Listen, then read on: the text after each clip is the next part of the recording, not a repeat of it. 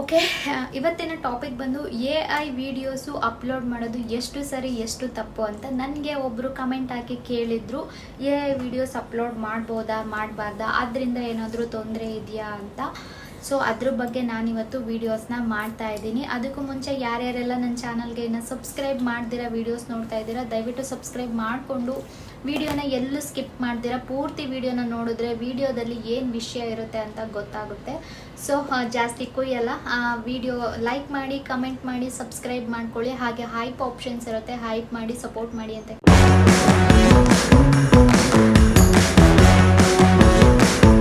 ಹೇಳ್ತಾ ಈ ವಿಡಿಯೋನ ಸ್ಟಾರ್ಟ್ ಮಾಡ್ತಾ ಇದ್ದೀನಿ. ಮೊದಲಿಗೆ AI ವಿಡಿಯೋಸು ಅಪ್ಲೋಡ್ ಮಾಡೋದು ಒಳ್ಳೆ ರೀತಿಯಲ್ಲಿ ಹೇಳ್ತೀನಿ ನಾನು. ಇವಾಗ ಎಲ್ಲಿ ನೋಡಿದ್ರು AIದೇ ದರ್ಬಾರ್ ಆಗಿಬಿಟ್ಟಿದೆ. ಯಾಕಂದರೆ ಎಲ್ಲ ಕಡೆನೂ ಅಷ್ಟೇ, ಯಾವುದೇ ಸೋಷಿಯಲ್ ಮೀಡಿಯಾದಲ್ಲೂ ಅಷ್ಟೇ, ಇನ್ಸ್ಟಾಗ್ರಾಮ್ ಅಂತೂ ಓಪನ್ ಮಾಡಿದ್ರೆ ಸಾಕು ಬರೀ AI ವಿಡಿಯೋದೇ ಆಗ್ಬಿಟ್ಟಿದೆ. ನಿಜನಾ ಸುಳ್ಳ ಅಂತ ನಂಬೋಕ್ಕೆ ಆಗಲ್ಲ, ಅಷ್ಟು ಲೆವೆಲ್ಗೆ AI ವಿಡಿಯೋಸು ಇಂಪ್ರೂವ್ಮೆಂಟ್ ಆಗಿದೆ. ನಂತರನೇ AI ವಿಡಿಯೋನೇ ಮಾಡಿ ಅಪ್ಲೋಡ್ ಮಾಡ್ಬೋದು. ಜಸ್ಟ್ ನಾನೊಂದು ಫೋಟೋ ಕೊಟ್ಟರೆ ಸಾಕು, ಅದು ನಾನು ಏನು ಮಾತಾಡ್ತೀನಿ, ನಾನು ಏನು ಮಾತಾಡಬೇಕು ಅಂತ ನಾವು ಒಂದು ಸ್ಕ್ರಿಪ್ಟ್ ಕೊಟ್ಟರೆ ಸಾಕು, ಅದು ಮಾತಾಡ್ಬಿಡುತ್ತೆ.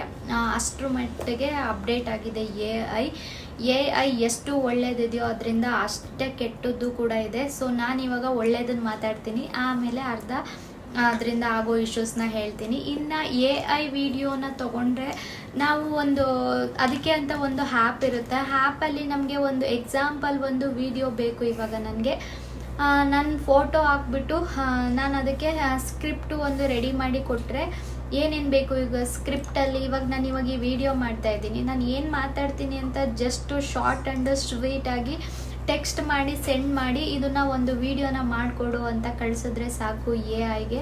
ಅದು ಕ್ಲೀನಾಗಿ ವಿಡಿಯೋನ ಮಾಡಿ ಕಳಿಸುತ್ತೆ. ಎಕ್ಸ್ಪ್ಲೈನು ಕೂಡ ಚೆನ್ನಾಗೇ ಮಾಡಿರುತ್ತೆ, ಎಕ್ಸ್ಪ್ರೆಷನ್ನು ಕೂಡ ಚೆನ್ನಾಗೇ ಕೊಡುತ್ತೆ. ಮತ್ತು AIದು ಬೇಕು ಅಂದರೆ ತಂಬ್ಲೈನ್ನು ಕೂಡ ಅದು ರೆಡಿ ಮಾಡಿ ಕೊಡುತ್ತೆ.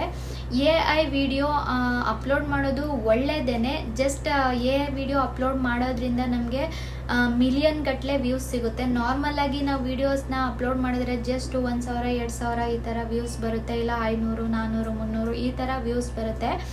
ಬಟ್ AI ವಿಡಿಯೋನ ಅಪ್ಲೋಡ್ ಮಾಡೋದ್ರಿಂದ ನಮಗೆ ಅವಾಗಿಗೆ ಮಿಲಿಯನ್ ಗಟ್ಟಲೆ ವ್ಯೂಸ್ ಆಗ್ಬೋದು, ಸಬ್ಬು ಬರ್ಬೋದು, ವಾಚ್ ಟೈಮೂ ಚೆನ್ನಾಗಿ ಬರ್ಬೋದು. ಮಾನಿಟೈಸೇಷನ್ ಆಗೋದು ಕಷ್ಟ. ಇನ್ ಕೇಸ್ ಮಾನಿಟೈಸೇಷನ್ ಮಾಡಿಕೊಟ್ಟಿದ್ದಾರೆ ಅಂದ್ರೂ ಅದಕ್ಕೆ ಎಕ್ಸ್ಪೈರ್ ಡೇಟು 1 or 2 months ಇರುತ್ತೆ ಅಷ್ಟೇ. ಅದ್ರ ಮೇಲೆ ಅದು AI ವಿಡಿಯೋ ಚಾನಲ್ಗಳು ಓಡೋದಕ್ಕೆ ಸಾಧ್ಯ ಇಲ್ಲ. ಏನು ಕೊಡಲ್ಲ ಅಂತಲೂ ನಾನು ಕಾರಣ ಹೇಳ್ತೀನಿ. ಇನ್ ಕೇಸ್ AI ವಿಡಿಯೋಸ್ ಹಾಕಿ ಚಾನಲ್ ಮಾನಿಟೈಸೇಷನ್ ಮಾಡಿಕೊಟ್ಟಿದ್ರು ಕೂಡ ಆಮೇಲೆ 1 or 2 months ಆದಮೇಲೆ ಡಿಮಾನಿಟೈಸೇಷನ್ ಮಾಡ್ತಾರೆ.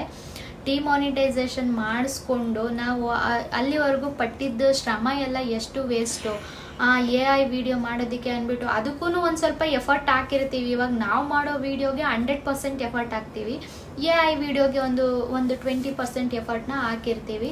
ಸೊ ಆ ಎಫರ್ಟ್ ಹಾಕಿರೋದೆಲ್ಲ ನಿಮಗೆ ವೇಸ್ಟ್ ಆಗುತ್ತೆ. ಚಾನಲ್ನ ಡಿಮಾನಿಟೈಸೇಷನ್ ಮಾಡಿದ್ರೆ ಏನಕ್ಕೆ ಡಿಮಾನಿಟೈಸ್ ಮಾಡ್ತಾರೆ ಅಂದರೆ, ಇವಾಗ ಸಾಕು AI ಬಗ್ಗೆ ಒಳ್ಳೇದು ಹೇಳಿದ್ದು, ಅದರಿಂದ ಆಗುವ ಅನಾಹುತಗಳು ಹೇಳ್ತೀನಿ. ಇವಾಗ AI ಅಂತಲ್ಲ, ಯಾವುದೇ ಆದ್ರೂ ಅಷ್ಟೇ, ನಾವು ಎಲ್ಲಿ ನಮ್ಮ ಶ್ರಮ ಇರುತ್ತೋ, ನಮ್ಮದು ಕೆಲಸ ಹಾರ್ಡ್ ವರ್ಕ್ ಎಲ್ಲಿರುತ್ತೆ ಅಲ್ಲಿ ಯಾವತ್ತೂ ನಮಗೆ ಮೋಸ ಆಗಲ್ಲ, ಕೈ ಬಿಡಲ್ಲ. ನಮ್ಮ ಕೆಲಸಕ್ಕೆ ಪ್ರತಿಫಲ ಸಿಕ್ಕೇ ಸಿಗುತ್ತೆ. ಏನು ಮಾಡಿರ್ಬೇಕು ಹೇಳಿ, ಅಲ್ಲಿ ನಮ್ಮದು ಪರಿಶ್ರಮ ಇರಬೇಕು. ನಾವು ಹಿಂಗೆ ಸುಮ್ಮನೆ ಕೂತ್ಕೊಂಡು ನೀನು ಅದು ಮಾಡಿಕೊಡು, ನೀನು ಅದು ಮಾಡು ಅಂದಿದ ತಕ್ಷಣ ಅದು ಕೆಲಸ ಆಗಲ್ಲ. ನಾವಾಗೆ ಕುತ್ಕೊಂಡು ಮಾಡೋದಕ್ಕೂ ಬೇರೆಯವ್ರ ಹತ್ರ ಮಾಡಿಸೋದಕ್ಕೂ ತುಂಬ ವ್ಯತ್ಯಾಸ ಇರುತ್ತೆ ಅಲ್ವಾ. ಸೊ ಹಾಗಾಗಿ AI ವಿಡಿಯೋನ ನಾವು ಅಪ್ಲೋಡ್ ಮಾಡೋದು ದೊಡ್ಡ ವಿಷಯನೇ ಅಲ್ಲ. ಬಟ್ ಅದರಲ್ಲಿ ನಮ್ಮ ಕೆಲಸ ಇರಬೇಕು. ಏನು ಅಂದರೆ, ಇವಾಗ AI ವಿಡಿಯೋನ ಬಂದು ಒಂದು ಆ್ಯಪಲ್ಲಿ ಥರ್ಡ್ ಪಾರ್ಟಿಯವರು ನಮಗೆ ವಿಡಿಯೋನ ಡೌನ್ಲೋಡ್ ಮಾಡಿಕೊಡ್ತಾರೆ. ಸ್ಕ್ರಿಪ್ಟ್ ಎಲ್ಲ ಹಾಕಿ ಕಳಿಸಿದ್ರೆ ಅಲ್ಲಿ ನಮ್ಮ ಎಫರ್ಟ್ ಬಂದು ₹1 ಇರಲ್ಲ. ಸೊ ನಮ್ಮ ಎಫರ್ಟ್ ಯಾವ ರೀತಿ ಇರಬೇಕು ಅಂದರೆ, ಈಗ ನೀವು AI ವಿಡಿಯೋನ ಹಾಕಿ ಪರವಾಗಿಲ್ಲ, ಅದರಲ್ಲಿ ನಮ್ಮ ವಾಯ್ಸ್ ಆದರೂ ಇರಬೇಕು. ನೀವಾಗ ಒಂದು ಥರ್ಡ್ ಪಾರ್ಟಿ ಆ್ಯಪಲ್ಲಿ ಡೌನ್ಲೋಡ್ ಮಾಡ್ಕೊಂಡಿರ್ತೀರಾ, ಅದು ವಾಯ್ಸು ಕೂಡ ಅದೇ ಕೊಟ್ಟಿರುತ್ತೆ. ನಾವು ಅದನ್ನೇ ಡೈರೆಕ್ಟ್ ಅಪ್ಲೋಡ್ ಮಾಡಿದ್ರೆ ನಮ್ಮ ಚಾನಲ್ 100% ಹೊಗೆ ಹಾಕ್ಕೊಳ್ಳುತ್ತೆ. ಯಾಕೆ ಹೇಳಿ, ನಮ್ಮ ಕೆಲಸ ಅಲ್ಲಿರಲ್ಲ. ಇನ್ ಕೇಸ್ ಅದೇ ವಿಡಿಯೋಗೆ ವಾಯ್ಸ್ ಲೆಸ್ ಮಾಡಿ ನಮ್ಮ ವಾಯ್ಸ್ನ ಹಾಕಿ ನಾವು ಅದೇನು ವಿಡಿಯೋ ಇರುತ್ತೆ ಅದನ್ನು ನಾವು ಎಕ್ಸ್ಪ್ಲೈನ್ ಮಾಡಬೇಕು, ನಮ್ಮ ಓನ್ ವಾಯ್ಸಲ್ಲಿ ಎಕ್ಸ್ಪ್ಲೈನ್ ಮಾಡಬೇಕು. ಆವಾಗ ಚಾನಲ್ಗೆ ಅದು ಯಾವ ರೀತಿ ತೊಂದರೆ ಆಗಲ್ಲ. ಒರಿಜಿನಲ್ ವಾಯ್ಸ್ನ ಲೆಸ್ ಮಾಡಿರಬೇಕಾಗುತ್ತೆ, ನಮ್ಮ ವಾಯ್ಸ್ನ ಕೊಟ್ಟಿರಬೇಕಾಗುತ್ತೆ. ಇನ್ ಕೇಸ್ ಕೆಲವ್ರಿಗೆ ಫೇಸ್ ತೋರ್ಸೋಕ್ಕಾಗಲ್ಲ, ಮಾಡೋಕ್ಕಾಗಲ್ಲ ಅನ್ನೋರು ಇರ್ತೀರ. ಓಕೆ, ನಿಮಗೆ ಫೇಸ್ ತೋರ್ಸೋಕ್ಕಾಗಿಲ್ಲ ಅಂದ್ರೂ ಪರವಾಗಿಲ್ಲ, ನಿಮ್ಮ ವಾಯ್ಸ್ ಇರಬೇಕಲ್ವಾ, ಇಲ್ಲ ಕೈಯಲ್ಲಿ ಏನೋ ಒಂದು ಬರೀತಿರೋ ಥರ, ಎಕ್ಸ್ಪ್ಲೈನ್ ಮಾಡೋ ಥರ ಏನಾದರೂ ಒಂದು ನಮ್ಮದು ಹಾರ್ಡ್ ವರ್ಕ್ ಇರಬೇಕು. ನಾವು ಆ ವಿಡಿಯೋದಲ್ಲಿ ನಮ್ಮನ್ನು ನಾವು ತೋರಿಸ್ಕೊಬೇಕಾಗುತ್ತೆ. ತೋರಿಸ್ಕೊಂಡ್ರೆ ಆವಾಗ ಅದರಲ್ಲಿ ನಮ್ಮ ಶ್ರಮ ಇರುತ್ತೆ, ಅಲ್ಲಿ ನಾವು ಕೆಲಸ ಮಾಡಿದ್ದೀವಿ ಅಂದ್ಬಿಟ್ಟು YT ಅವ್ರಿಗೂ ಗೊತ್ತಾಗುತ್ತೆ. ಇವಾಗ ಜಸ್ಟ್ AI ವಿಡಿಯೋಸ್ ಆಗ್ತಿರೋರಿಗೆಲ್ಲ ಆರಾಮಾಗಿ ಸಬ್ಸ್ಕ್ರೈಬರು, ವಾಚ್ ಟೈಮ್ನು ಮತ್ತು ಮಿಲಿಯನ್ಸ್ ಗಟ್ಟಲೆ ವ್ಯೂಸು ಎಲ್ಲದನ್ನು ಮಾಡ್ಕೊಂಡಿರ್ತಾರೆ. ಅದು ಜಸ್ಟ್ ತಾತ್ಕಾಲಿಕವಾಗಿರುತ್ತೆ. ಯಾಕಂದರೆ ಅದೇ ಹೇಳ್ತೀನಲ್ಲ, ಚಾನಲ್ ಮಾನಿಟೈಸೇಷನ್ ಮಾಡ್ಕೊಳೋವರೆಗೂ ಇರುತ್ತೆ. ಮಾನಿಟೈಸು ಮಾಡ್ಕೊಡ್ತಾರೆ, ಒಳ್ಳೆ ಆಸೆ ಬರೆಸ್ತಾರೆ ಈ ಯೂಟ್ಯೂಬರು. ಆಮೇಲೆ 1 or 2 months ಆಗಿದ ತಕ್ಷಣ ಚಾನಲ್ನ ಡಿಮಾನಿಟೈಸ್ ಮಾಡ್ತಾರೆ. ಕಾರಣ ಏನು ಅಂತ ಆವಾಗಿಂದ ಹೇಳ್ತಾನೆ ಇದ್ದೀನಿ. ನಮ್ಮ ಹಾರ್ಡ್ ವರ್ಕ್ ಇರಲ್ಲ, ಯಾರು ಸುಮ್ಮನೆ ದುಡ್ಡು ಕೊಡಲ್ಲ ನಮಗೆ. ನಮ್ಮ ವರ್ಕ್ ಇರಬೇಕಾಗುತ್ತೆ, ಅಲ್ಲಿ ನಮ್ಮ ವರ್ಕ್ ಇದ್ದಷ್ಟು ನಮಗೆ ಅದ್ರ ಮೇಲೆ ಆಸಕ್ತಿ ಜಾಸ್ತಿ ಆಗುತ್ತೆ. ಅದ್ರ ಬಗ್ಗೆ ನಾವು ತಿಳ್ಕೊಳ್ತೀವಿ. ಯಾವುದಾದ್ರೂ ಅಷ್ಟೇ ಅಲ್ವಾ, ನಾವು ಕೆಲಸ ಮಾಡಿ ತಿಳ್ಕೊಳ್ಳೋದಕ್ಕೂ ಬೇರೆಯವ್ರು ಹೇಳಿ ತಿಳ್ಕೊಳ್ಳೋದಕ್ಕೂ ತುಂಬಾ ವ್ಯತ್ಯಾಸ ಇರುತ್ತೆ. ನಾವು ಕೆಲಸ ಮಾಡಿದರೆ ನಾವು ಅದನ್ನು ಅನುಭವಿಸಿರ್ತೀವಿ. ಅದರಿಂದ ಏನಾಗುತ್ತೆ ಏನಾಗಲ್ಲ ಅನ್ನೋದು ನಮಗೆ ಚೆನ್ನಾಗಿ ಅನುಭವ ಬಂದ್ಬಿಟ್ಟಿರುತ್ತೆ. ಅದೇ ಒಬ್ರು ಹೇಳೋದನ್ನ ನಾವು ಕೇಳಿಸ್ಕೊಂಡ್ರೆ ನಾವು ಜಸ್ಟ್ ಕೇಳಿಸ್ಕೊಂಡಿರ್ತೀವಿ ಅಷ್ಟೇ, ಅದನ್ನು ಅನುಭವಿಸಿರಲ್ಲ. ಹಂಗಾಗಿ ಅದರಲ್ಲಿ ಏನಾಗುತ್ತೆ ಏನಾಗಲ್ಲ ಅನ್ನೋದು ನಮಗೆ ರಿಯಲೈಸು ಕೂಡ ಆಗಲ್ಲ. AI ವಿಡಿಯೋಸಿಂದ ಎಷ್ಟು ಒಳ್ಳೇದಿದೆಯೋ ಅಷ್ಟು ಕೆಟ್ಟದ್ದೇ ಇದೆ. ನಾನು ಹೇಳೋ ಹಾಗೆ AI ವಿಡಿಯೋಸ್ನ ಯೂಸ್ ಮಾಡಿ, ಯಾವ ರೀತಿ ಮಾಡಿ ಅಂತ ನಾನು ಹೇಳ್ತೀನಿ. ಇವಾಗ ಫೋಟೋಸ್ ಬೇಕಿದ್ರೆ AI ವಿಡಿಯೋಸ್ದು ಫೋಟೋಸ್ ತಗೊಳ್ಳಿ, ಅದಕ್ಕೆ ನೀವು ಎಕ್ಸ್ಪ್ಲೈನ್ ಮಾಡಬೇಕಾಗುತ್ತೆ. ಬರೀ ಜಸ್ಟ್ ಫೋಟೋ ಹಾಕಿ ಮ್ಯೂಸಿಕ್ ಹಾಕ್ಬಿಟ್ರೂ ಆಗಲ್ಲ. ಇಲ್ಲ ಸಬ್ಸ್ಕ್ರೈಬ್ ಮಾಡಿ, ಫಾಲೋ ಮಾಡಿ, ನನ್ನ ಚಾನಲ್ಗೆ ಸಪೋರ್ಟ್ ಮಾಡಿ ಅಂತ ಈ ಥರ ಎಲ್ಲ ಹಾಕ್ತೀರಾ. ಫಸ್ಟ್ ಆಫ್ ಆಲು ಯೂಟ್ಯೂಬ್ ಚಾನಲ್ಗೆ ಬೇರೆಯವ್ರ ಚಾನಲಿಂದ ಒಂದು ವಿಡಿಯೋನ ಡೌನ್ಲೋಡ್ ಮಾಡಿ ಹಾಕೋದೇ ದೊಡ್ಡ ತಪ್ಪು. ಅದು ನಮಗೆ ರೀಯೂಸ್ ಕಂಟೆಂಟ್ ಅಂತ ಬರುತ್ತೆ, ಇಲ್ಲ ಕಾಪಿರೈಟ್ ಅಂತ ಬರುತ್ತೆ. ಇವಾಗೆಲ್ಲ ಏನು ಮಾಡ್ತಿದ್ದಾರೆ ಗೊತ್ತಾ, AI ವಿಡಿಯೋಸು ಎಲ್ಲ ಕಡೆ ತುಂಬ ಆಗಿಬಿಟ್ಟಿದೆ. ಇವಾಗ ಎಲ್ಲದನ್ನು ಅಷ್ಟೇ ಎಕ್ಸ್ಪ್ಲೈನ್ ಮಾಡೋದ್ರಲ್ಲಿ AI ವಿಡಿಯೋಸು ತುಂಬ ಚೆನ್ನಾಗಿ ಬರ್ತಾ ಇದೆ.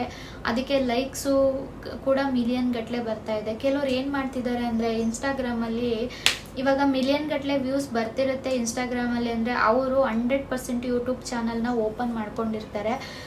ಈಗ ಕದ್ದು ಡೌನ್ಲೋಡ್ ಮಾಡ್ಕೊಳೋರು ಅದನ್ನು ಆ ಕಡೆ ಈ ಕಡೆ ತಳಬುಳ ಏನು ನೋಡೋಕ್ಕೆ ಹೋಗಲ್ಲ, ಜಸ್ಟ್ ವಿಡಿಯೋನ ಡೌನ್ಲೋಡ್ ಮಾಡ್ಕೊತಾರೆ. ಇದು ನಾನು ಆ ಥರ ಮಾಡೋಕ್ಕೋಗಿ ನಾನು ಒಂದು ವಿಡಿಯೋನ ಡೌನ್ಲೋಡ್ ಮಾಡಿಕೊಂಡೆ. ನನ್ನ ಪೇಜಲ್ಲಿ ನಾನು ಅಪ್ಲೋಡ್ ಮಾಡೋಣ ಅಂದ್ಬಿಟ್ಟು ಆಮೇಲೆ ನಾನು ಹೋಗಿ ಅವ್ರ ಪ್ರೊಫೈಲ್ನ ಚೆಕ್ ಮಾಡಿದೆ. ಅವರು ಯೂಟ್ಯೂಬ್ ಚಾನಲ್ದು ಅಕೌಂಟು ಲಿಂಕ್ ಮಾಡಿದರು. ಸೊ ಸರಿ ಅಂದ್ಬಿಟ್ಟು ಅವ್ರು ಯೂಟ್ಯೂಬ್ ಚಾನಲ್ ಓಪನ್ ಮಾಡಿ ನೋಡಿದ್ರೆ ಅವರು ಇಲ್ಲಿ ಹಾಕಿರೋ ವಿಡಿಯೋನ ಆ ಯೂಟ್ಯೂಬ್ ಚಾನಲಲ್ಲೂ ಕೂಡ ವಿಡಿಯೋನ ಅಪ್ಲೋಡ್ ಮಾಡಿದರು. ಆವಾಗ ನಮಗೆ ಅದು ಚಾನಲ್ಗೆ ಯಾವ ಥರ ಡ್ಯಾಮೇಜ್ ಆಗುತ್ತೆ ಹೇಳಿ, ಡೈರೆಕ್ಟ್ ಕಾಪಿರೈಟ್ ಸ್ಟ್ರೈಕ್ ಬಂದುಬಿಡುತ್ತೆ.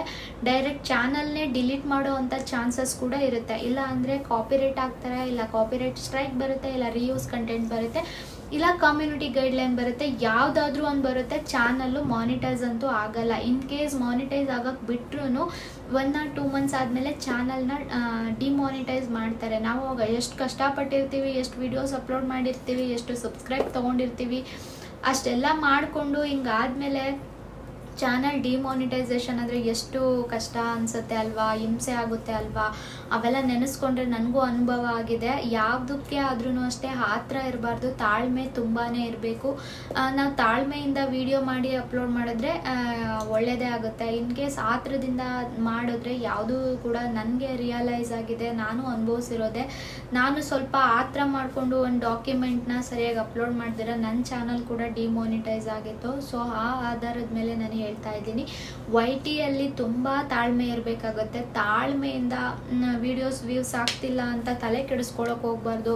ಇವಾಗ ವಿಡಿಯೋಸ್ ವ್ಯೂಸ್ ಆಗ್ತಾ ಇಲ್ಲ ಅಂದ್ಬಿಟ್ಟು ಸಡನ್ನಾಗಿ ಕಂಟೆಂಟ್ ಎಲ್ಲ ಚೇಂಜ್ ಮಾಡ್ಕೊಳ್ಳೋದು, ಸಡನ್ನಾಗಿ ಬೇರೆ ಏನೋ ಒಂದು ಮಾಡೋಕ್ಕೆ ಹೋಗೋದು, ಈ ಥರ ಮಾಡಿದ್ರೆ ಬರೋ ವ್ಯೂಸು ಕೂಡ ನಮಗೆ ಬರಲ್ಲ. ಆಮೇಲೆ ಚಾನಲ್ಗೆ ಅದು ಡೈರೆಕ್ಟ್ ಹೊಡ್ತಾ ಬಂದುಬಿಡುತ್ತೆ. ಮತ್ತು ಚಾನಲ್ಗೂ ಅಷ್ಟೇ ಮಿಕ್ಸಡ್ ಕಂಟೆಂಟ್ ಅಂತ ಆ ಥರ ಏನಾದರೂ ಒಂದು ಚಾನಲ್ಗೆ ಒಂದು ರೀಸನ್ನ ಕೊಟ್ಬಿಟ್ಟು ಮತ್ತೆ ಚಾನಲ್ನ ಡಿಮಾನಿಟೈಸ್ ಮಾಡೋ ಅಂಥ ಸಾಧ್ಯತೆ ಕೂಡ ಇರುತ್ತೆ.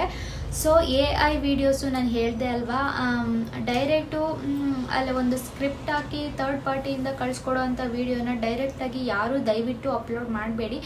ಆ ಥರ ಏನಾದರೂ ವೀಡಿಯೋಸ್ ಅಪ್ಲೋಡ್ ಮಾಡ್ತಾ ಇದ್ದರೆ ದಯವಿಟ್ಟು ಇವತ್ತೇ ನಿಲ್ಲಿಸ್ಬಿಡಿ.